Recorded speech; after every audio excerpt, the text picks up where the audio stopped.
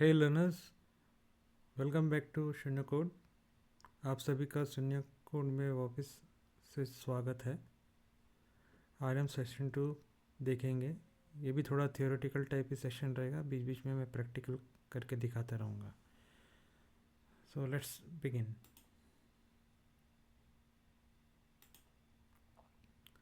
आज हम देखेंगे इस सेशन में will learn more something about C, a middle level language, a structured language, the C program structure, delimiters, statement terminator, comment lines, and C library. So we'll be looking into these things, these 7 points. So let's start with the first point, a middle level language. Now let's see what does this tell us about C language. Now C is a middle level language.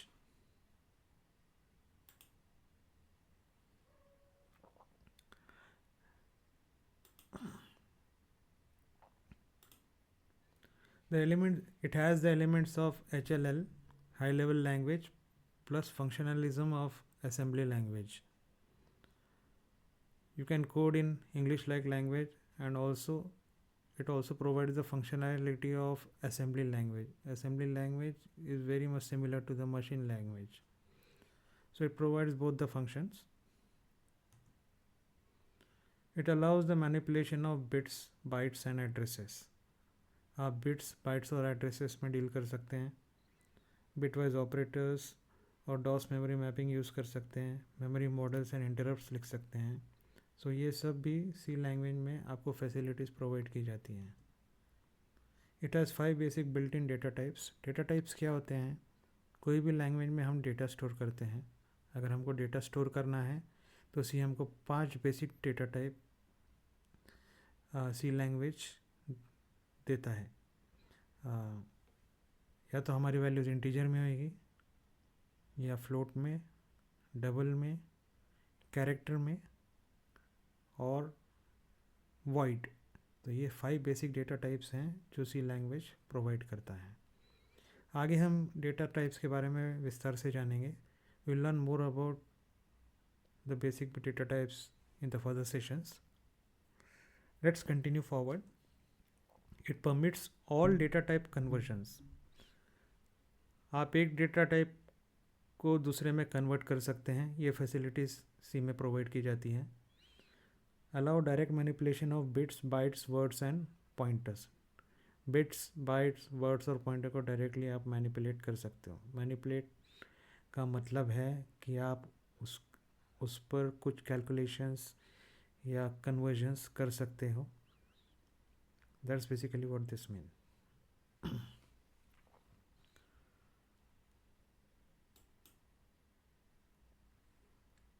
तो ये हमने देखा कि सी middle level language क्यों है। अब next part देखते हैं कि C is also structured language. What do you mean by structured language?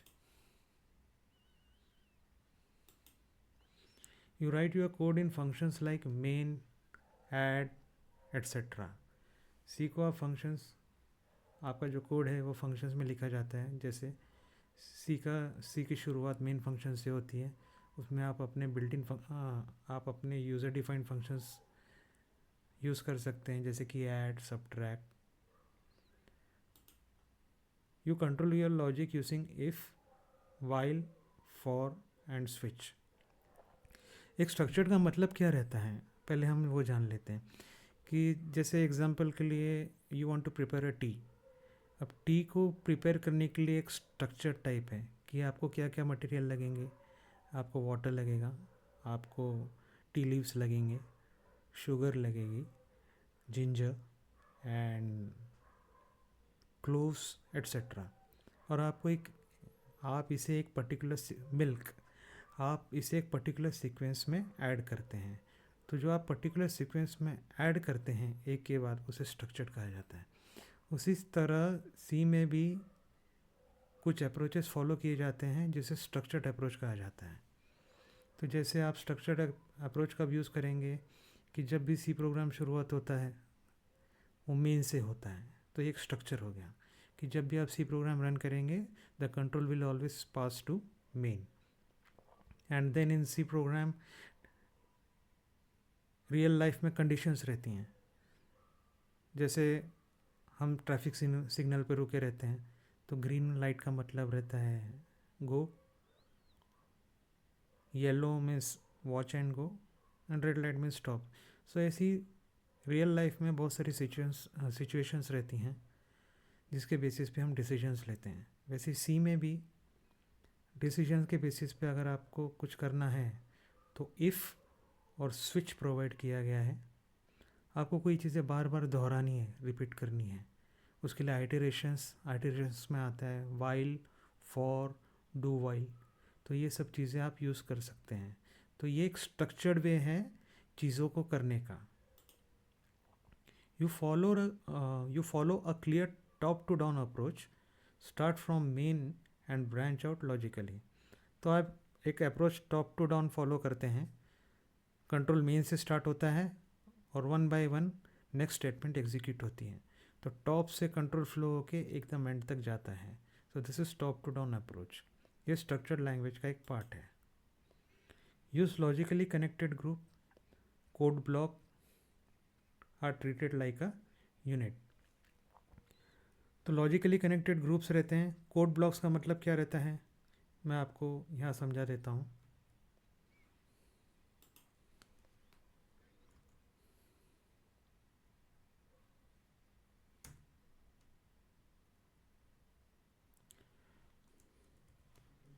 एक प्रोग्राम लिख लेते हैं हम, हैश इंक्लूड फाइल एंटर कर दी। अब जैसे मैं मेन लिख रहा हूँ तो मेन जो फंक्शन है वो ओपनिंग ब्रेसेस और क्लोजिंग ब्रेसेस के बीच में हम स्टेटमेंट लिखते हैं।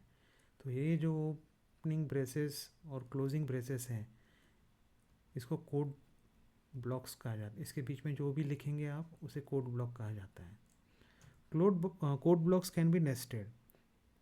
इसका मतलब है कि एक कोड ब्लॉक के अंदर आप दूसरा कोड ब्लॉक लिख सकते हैं।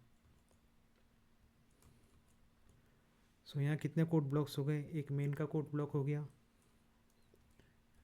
One is this one and this one. ये जो this two code blocks are under main code block and this acts as a separate units. So this is what it is mean by code blocks. वापस चलते presentation पे।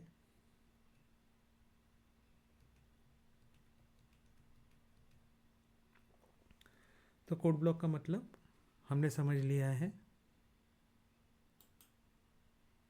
Next part आता है the C program structure. अब C program जब आप लिखेंगे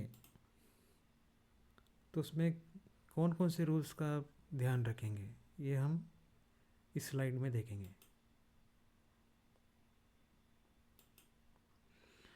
it has minimal number of keywords 32 to be precise. C में 32 कीवर्ड्स रहते हैं। सी लैंग्वेज जो है इट हैज़ 32 कीवर्ड्स। अब कीवर्ड्स का मतलब क्या होता है, जैसे गेट सी एच हो गया, ये एक कीवर्ड हो गया। इंट हो, कीवर्ड्स का मतलब होता है ऐसी चीज़ें जो लैंग्वेज जिसका एक पर्टिकुलर मीनिंग होता है कंपाइलर के लिए। जैसे इंट हो गया, चार हो गया, फ्लोट हो गया, फॉर हो गया, वाइल हो गया। इसका एक पर्टिकुलर मीनिंग होता है कंपाइलर के लिए, तो जिसे कीवर्ड कहा जाता है। ऐसे कितने प्रकार के कीवर्ड्स हैं सी में? 32, 32 प्रकार के कीवर्ड हैं सी लैंग्वेज में। All keywords are lower case. Lower case का मतलब रहता है कि स्मॉल केस। ये हो गया अपर केस, ये हो गया लोअर केस।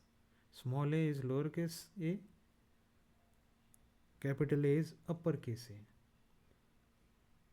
सो जितने भी कीवर्ड्स हैं those are all lower case, small case में ही लिखे जाते हैं। C is case sensitive.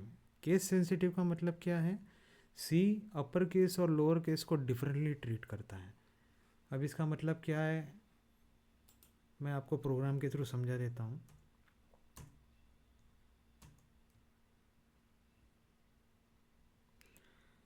Suppose ये मैं प्रोग्राम लिख रहा हूँ, मैं इसमें दो वेरिएबल डिक्लेयर करता हूँ।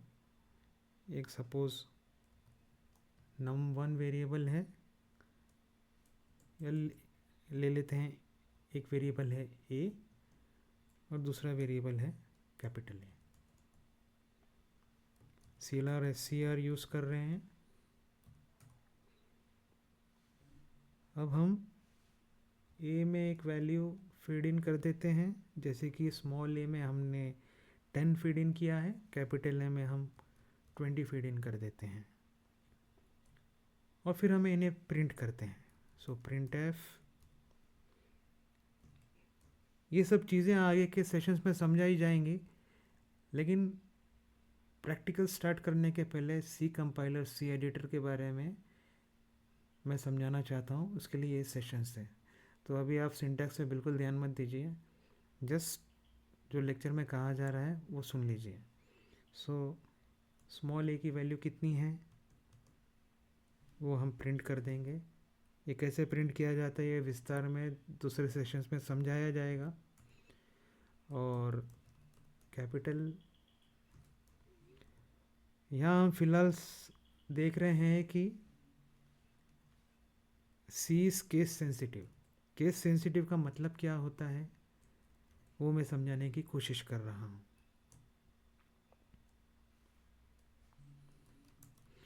ये प्रोग्राम रन करते समय कुछ एरर्स भी आएंगे, वो एरर्स भी मैं आपको बता दूंगा क्यों आ रहे हैं। तो देखिए, ये प्रोग्राम लिख दिया है मैंने, अभी इसमें कुछ एरर्स आ सकते हैं, लेकिन स्मॉल केस और कैपिटल के, मैंने एक स्मॉल ए वेरिएबल लिया है जिसे मैंने 10 से इनिशलाइज किया है, और एक कैपिटल ए लिया जिसे 20 से। तो दोनों ए हैं, ये भी ए है, ये भी ए है। एक प्रोग्रामिंग लैंग्वेज में आप एक ही नाम के दो वेरिएबल नहीं रख सकते, लेकिन ये जो ए है ये स्मॉल ए से डिफ्रेंशिएट होएगा।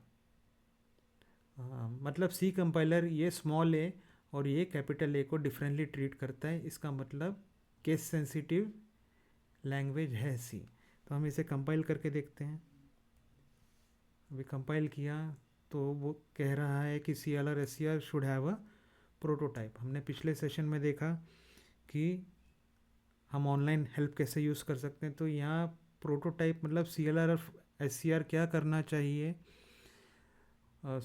How the CLR SCR function should perform, the compiler in this program doesn't know about it. So we are missing something here. What we are missing, you can always use control F1. So CLR SCR, where is the definition of this CLR SCR is available in conio.h. इसलिए हमें यहाँ पे conio.h include करनी पड़ेगी।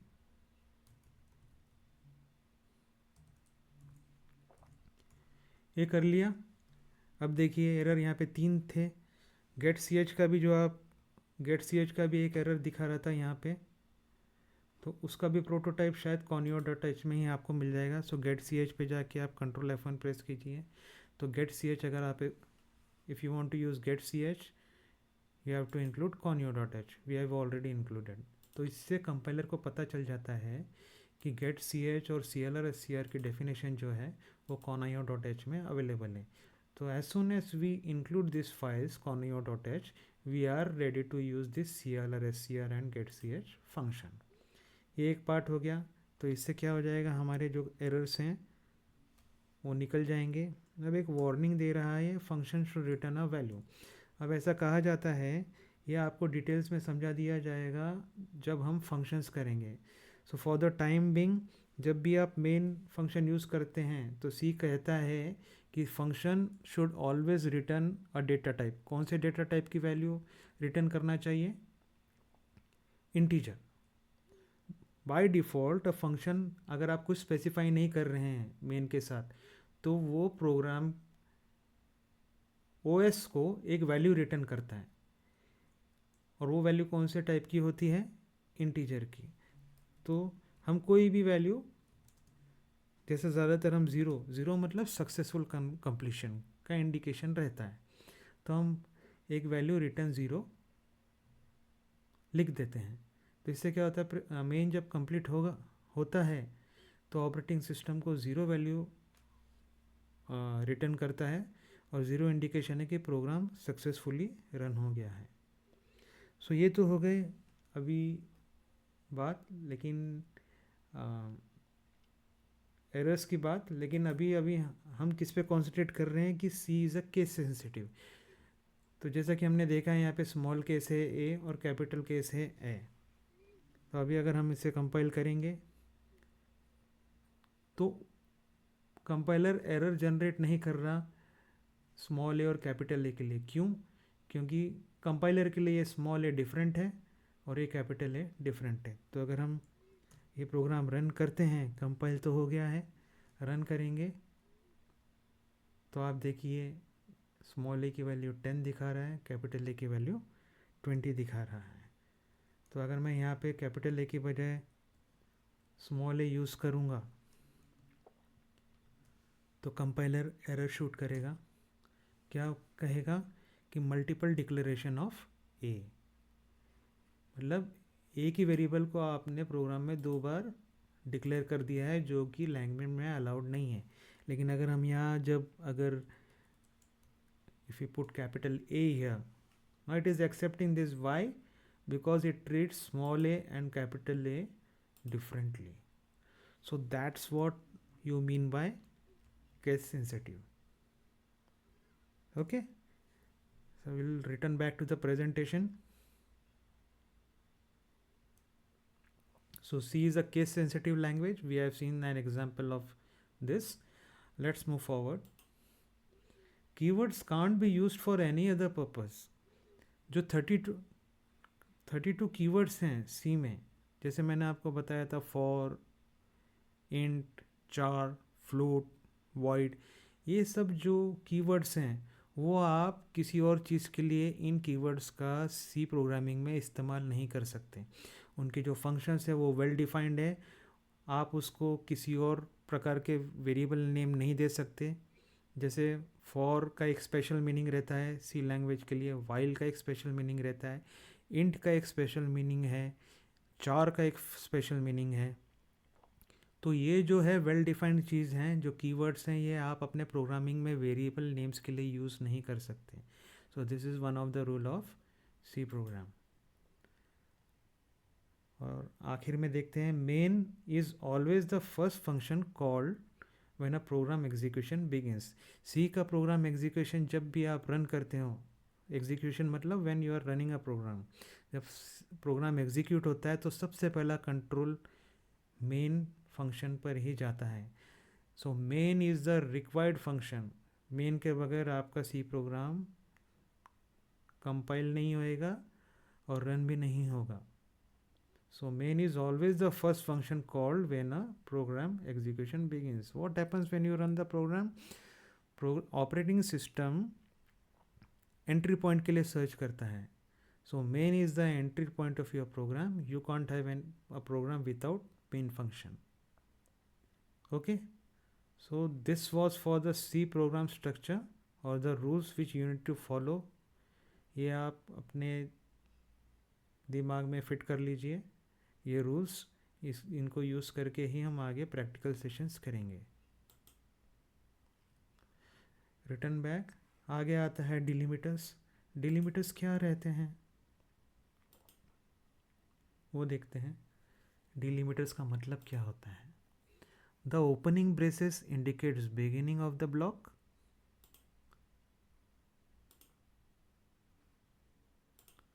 And the closing bracket terminates the block. अभी हमने brackets देखे थे, कहाँ देखे थे? अभी जब हमने प्रोग्राम लिखा,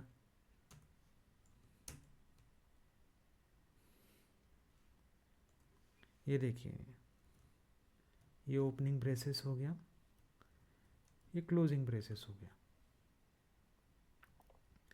सो इसको हम क्या कहते हैं, डिलीमिटर्स कहते हैं।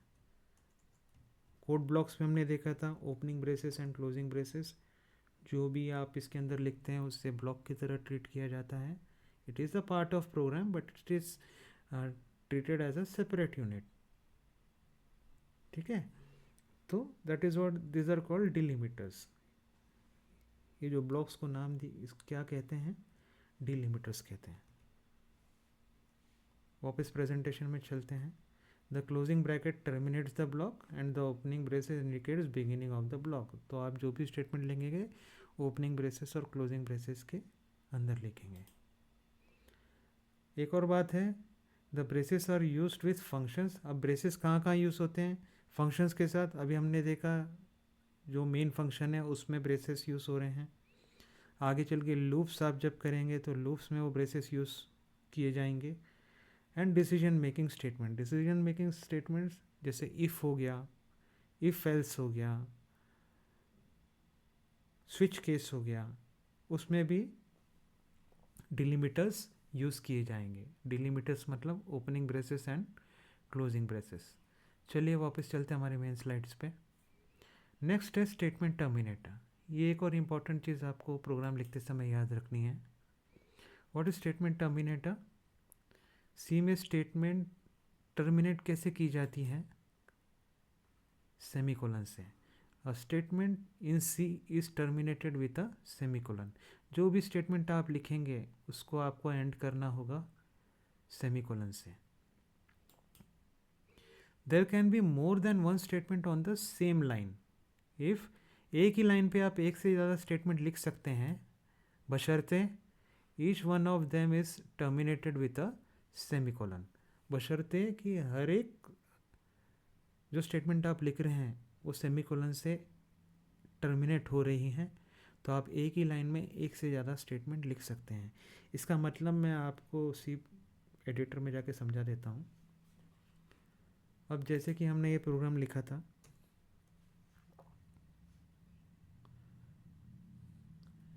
ये एक स्टेटमेंट हो गई, ये दूसरी स्टेटमेंट हो गई। अगर हम इसको ऊपर ला देते हैं,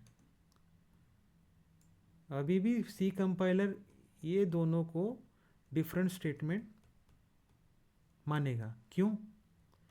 क्योंकि ये वाली स्टेटमेंट सेमीकोलन से एंड हो रही है, दूसरी स्टेटमेंट भी सेमीकोलन से एंड हो रही है। सो दिस विल, दोनों एक ही लाइन में लिखे गए हैं, लेकिन सी कंपाइलर के लिए ये दोनों अलग अलग स्टेटमेंट है। क्यों? क्योंकि आप यहाँ पे डिलिमिटर यूज़ कर रहे हैं, सेमीकोलन यूज़ कर रहे हैं। ओके, तो अगर हम ये प्रोग्राम को रन करेंगे तो भी आपको सेम ही आउटपुट दिखने वाला है। आप ऊपर भी देख सकते हैं CLR/SCR टर्मिनेट हुआ है सेमीकोलन से, डिक्लेरेशन पार्ट टर्मिनेट हुआ है सेमीकोलन से, गेट्स हर स्टेटमेंट सेमीकोलन से टर्मिनेट हो रही है। देयर आर फ्यू एक्सेप्शंस जो हम आगे देखेंगे। एक्सेप्शंस क्या है, कहाँ कहाँ पे सेमीकोलन नहीं लगाना है, लेकिन फॉर द टाइम बिंग आप ये समझ लीजिए कि आप जो भी स्टेटमेंट लिखेंगे वो सेमीकोलन से एंड होगी। सेमीकोलन का इंडिकेशन है कि statement has come to an and.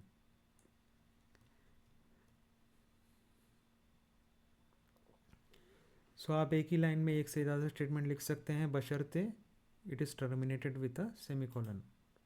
A statement not ending in a semicolon is erroneous line in C।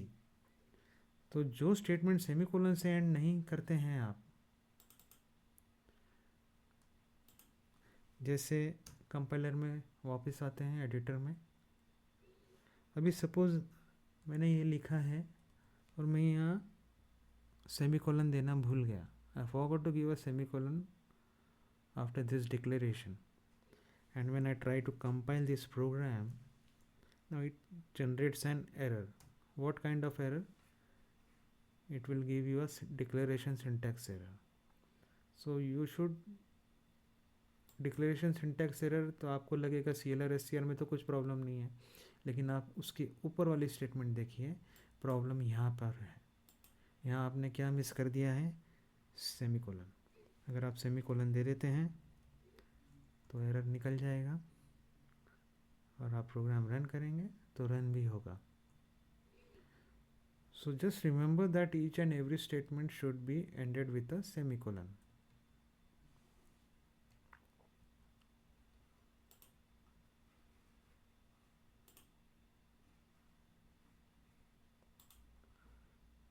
Next is comment lines. Comment lines के बारे में एक बात आप समझ लीजिए, इसे बहुत सारे प्रोग्रामर्स इग्नोर करते हैं. Comment usually describes the task of particular command और फंक्शन. अब कमेंट का क्या यूज़ होता है? कमेंट हम कंपाइलर के लिए नहीं लिखते हैं. कंपाइलर टोटली उसे इग्नोर करता है जो भी हम कमेंट में लिखते हैं.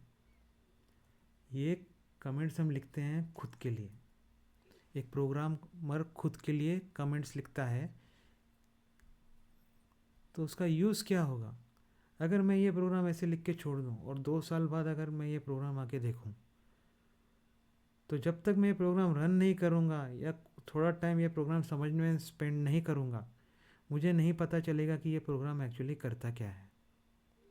और वैसे अगर मैं ये प्रोग्राम लिख कर गया and I have left that in the previous company और कोई नया प्रोग्रामर आया है और उसे मेंटेन करना है ये प्रोग्राम, तो उसे ये प्रोग्राम देख के बहुत टाइम स्पेंड करना पड़ेगा कि ये प्रोग्राम एक्चुअली करता क्या है. समझने में उसे टाइम लगेगा. लेकिन अगर प्रोग्रामर यहाँ लिख देता है कि ये प्रोग्राम क्या करना चाहता है,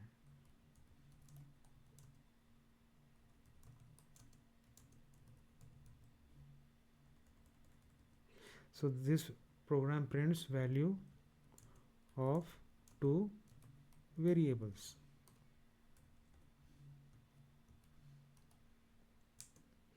आप कमेंट की शुरुआत कर रहे हैं तो एंड करना मत भूलिए, नहीं तो क्या होगा, कंप्लीट प्रोग्राम कमेंट्स में आ जाएगा. सो this is beginning of comment, this is end of comment. Beginning of comment कैसे स्टार्ट होता है? स्लैश और एस्ट्रिक्स से, और एंड आप करेंगे उसे एस्ट्रिक्स और रिवर्स ऑर्डर में फ्रंट स्लैश. तो आगे चल के अगर मैं 2 साल बाद ये प्रोग्राम रिफ़र करके ओपन करता हूँ तो मुझे पहले ही स्टेटमेंट में पता चल जाएगा कि ये प्रोग्राम का पर्पस क्या है. Getting it? या फिर मेरी जगह कोई दूसरा प्रोग्रामर आता है और ये प्रोग्राम में कुछ एरर आते हैं और बाद में आके उसे ये प्रोग्राम को मेंटेन करना है, तो ये प्रोग्राम ओपन करते साथ ही उसे पता चल जाएगा कि इस प्रोग्राम का पर्पस क्या है. So basically the comments are used for documentation purpose and which is the very important part of programming. जो कोड वेल डॉक्यूमेंटेड होता है उसे मेंटेन करना आगे चल के उतना ही आसान हो जाता है.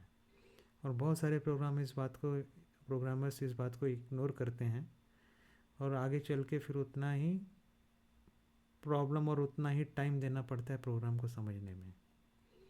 जैसे यहाँ मैं लिख सकता हूँ, यहाँ मैं क्या कर रहा हूँ, I am declaring variable a and b. एक सिंपल तरीका हो गया. वैसे इसकी ज़रूरत नहीं है, जिसको भी सी आता है उसे पता चला. Just for a demonstration purpose हम राइटिंग. तो ये क्या बता देगा कि ये जो स्टेटमेंट है यहाँ पे हम 2 वेरिएबल डिक्लेयर कर रहे हैं, ए और बी. इस तरीके के कमेंट आप लिख सकते हैं. सॉरी. आगे चल के आप फंक्शंस लिखेंगे. जब हम फंक्शंस पढ़ेंगे तो फंक्शंस में फंक्शंस क्या रहता है, एक ही बड़े प्रोग्राम के हिस्से रहते हैं. अब वो एक पर्टिकुलर फंक्शन क्या कर रहा है, अगर ऐसा कमेंट मिल जाए कि ये आगे ये फंक्शन का पर्पस क्या है, दूसरे फंक्शन का पर्पस क्या है, तो प्रोग्राम समझने में उतनी ही आसानी हो जाती है. वो आगे चल के देखेंगे हम. लेकिन इस समय तो आप ये जान लीजिए कि कमेंट एक प्रोग्राम का बहुत ही इम्पोर्टेंट हिस्सा है. Have a practice of writing comments in the program. Some people thinks that it is a waste of time, but it is not. It is very much valuable part of the program. और ये comment जो भी आप comment के बीच में लिखते हैं, ये प्रोग्राम ये कंपाइलर टोटली इग्नोर करता है। ये कंपाइलर के लिए नहीं है, ये हमारे डॉक्यूमेंटेशन पर्पस के लिए है। सो ये बात ध्यान दीजिएगा, यहाँ पे हमेशा कमेंट लिखने की आदत रखिए, जो कि लॉन्ग टर्म में बहुत बेनिफिशियल रहता है। सो दिस इज़ व्हाट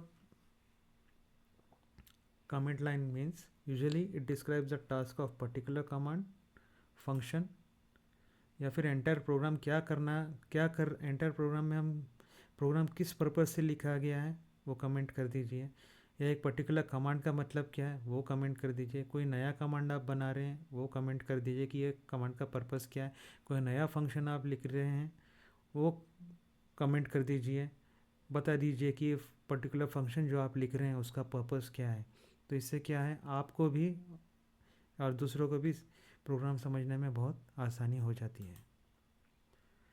और ये जो कमेंट्स है, जैसे कि मैंने कहा पहले भी, it is ignored by the compiler उसे टोटली इग्नोर करता है। ये कमेंट्स सिर्फ हमारे लिए, खुद के लिए होती हैं। कमेंट्स आपने देख लिया है, मैंने डेमोन्स्ट्रेट करके दिखा दिया है। It begins with a front slash and asterisk and are terminated with asterisk and front slash. So this was all about the comment lines, and the very most important part is C library. C library क्या होता है वो देखते हैं। Now think of it as a tool box. एक तरीके का tool box है जो प्रोग्रामर्स को प्रोवाइड किया गया है। It is full of readymade tools. C language में उसका मतलब क्या हो सकता है? उसका मतलब हो सकता है फंक्शंस। एक तरीके के फंक्शंस जो कि टूल के रूप में एक प्रोग्रामर को प्रोवाइड किए जाते हैं, that you can use in your C programs, जो कि हम अपने सी प्रोग्राम में यूज़ कर सकते हैं। So think of it as a tool box full of readymade tools which are basically functions that you can use in your C programs. तो अभी हमने सी लाइब्रेरी का कुछ यूज़ किया, अभी मैंने आपको डिमॉन्स्ट्रेशन दिखाया था। तो यहाँ पे हमने सी लाइब्रेरीज के कुछ चीज़ें यूज़ की हैं। क्या क्या यूज़ की है?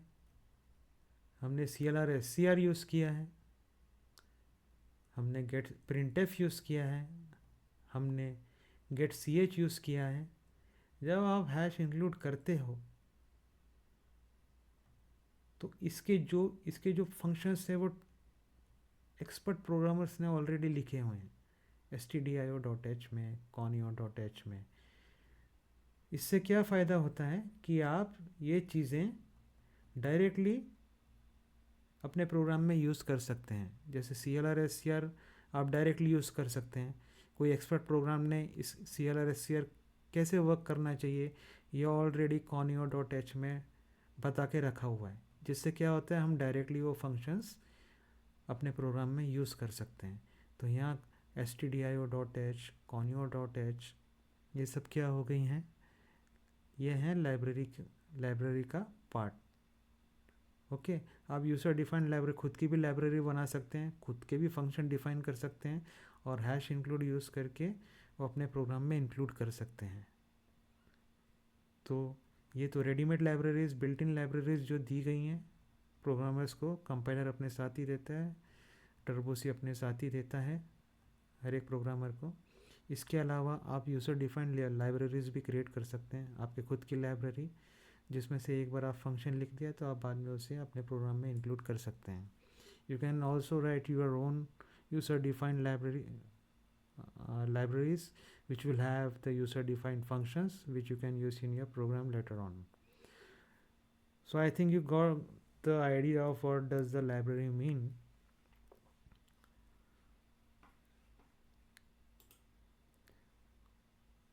The second point is built-in collection of functions. So what are libraries? It is a built-in collection of functions written by expert programmers to help you with common tasks. Expert programmers द्वारा लिखे गए built in collection of functions हैं जो कि common task use करने के काम में आते हैं, जैसे प्रिंटफ हो गया, स्कैनफ हुआ, CLR, SCR, get CH, all these are already written by an expert programmers. इसका कलेक्शन आपको लाइब्रेरी के फॉर्म में दिया जाता है, आपको सिर्फ वो लाइब्रेरी आपके प्रोग्राम में इंक्लूड करनी है and you are ready to go, you can use those functions in your programme.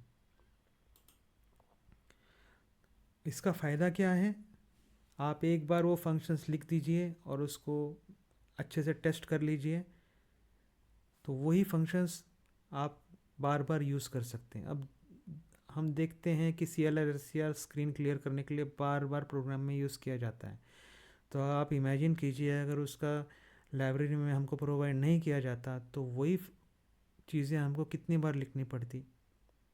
Getting it? सो एक बार लिख दीजिए, एक बार लिख के हम उसे बार बार यूज़ कर सकते हैं, तो इससे क्या होता है, we save time. Those are very easy to use, just include कर दीजिए उसके हेडर फाइल्स और वो फंक्शन को कॉल कर दीजिए। सो वो जो फंक्शन का पर्पस है वो फुलफिल हो जाएगा। आपको अपना दिमाग लगाने की कोई ज़रूरत नहीं है, readymade built in function include कर दीजिए और ये जान लीजिए कि वो फंक्शन एक्चुअली करता क्या है और अपने प्रोग्राम में यूज़ कीजिए। So C library is a very important part जो कि हर प्रोग्राम में यूज़ की जाएगी।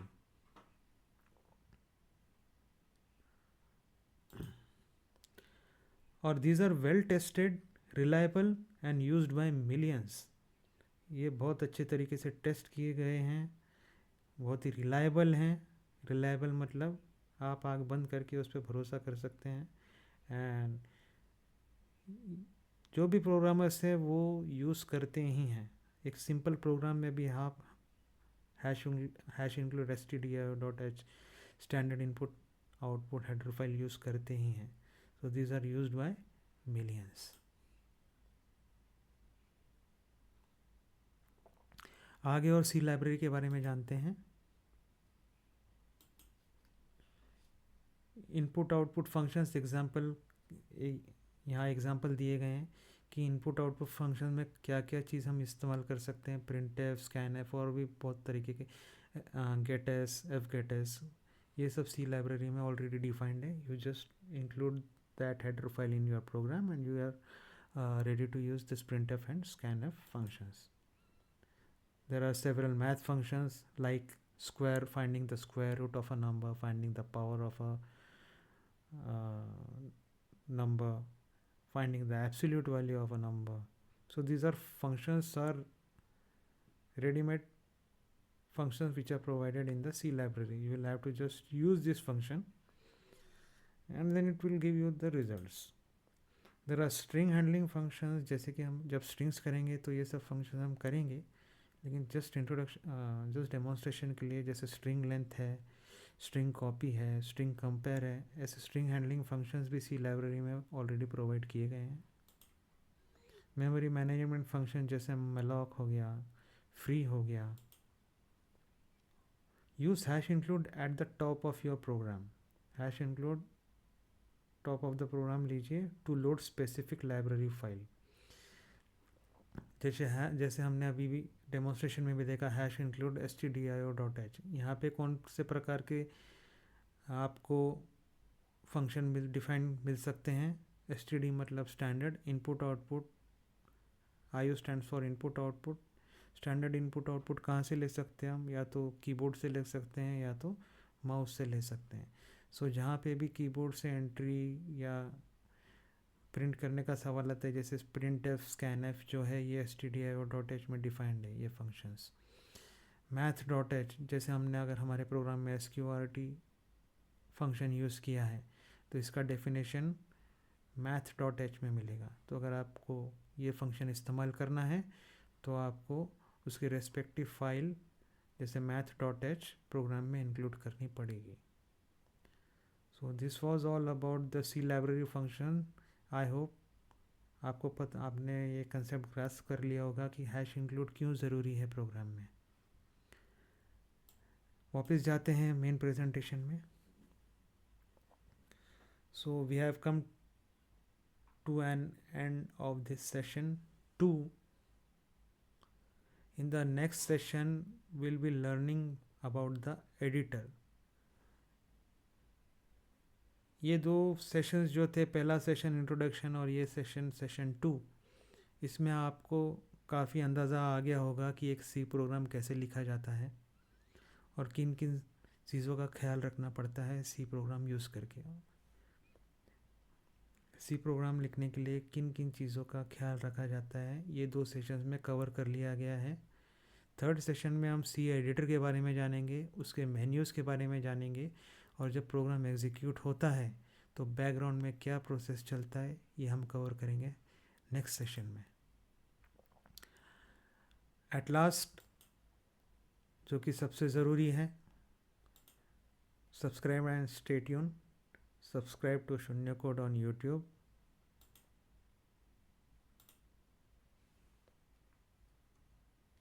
New lessons every week with practice code.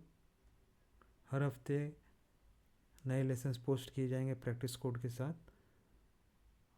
और सब्सक्राइब के साथ साथ आप बेल आइकॉन भी प्रेस कर लीजिए, जिसकी वजह से जब भी मैं कुछ नया पोस्ट करूँगा तो आपको एक मैसेज आ जाएगा and you will be very much in touch with this channel. अगर आपको इस चैनल का वाइब अच्छा लगा, आपको इस चैनल में से सीखने के लिए मिल रहा है, आगे बहुत सारे इंटरेस्टिंग सेशंस आने वाले हैं, तो आप सब्सक्राइब कर लीजिए चैनल को, लाइक दिस वीडियो और बेल आइकन प्रेस करना मत भूलिएगा। Thank you very much. Thank you for your time. See you in next session. Till then, bye bye and take care.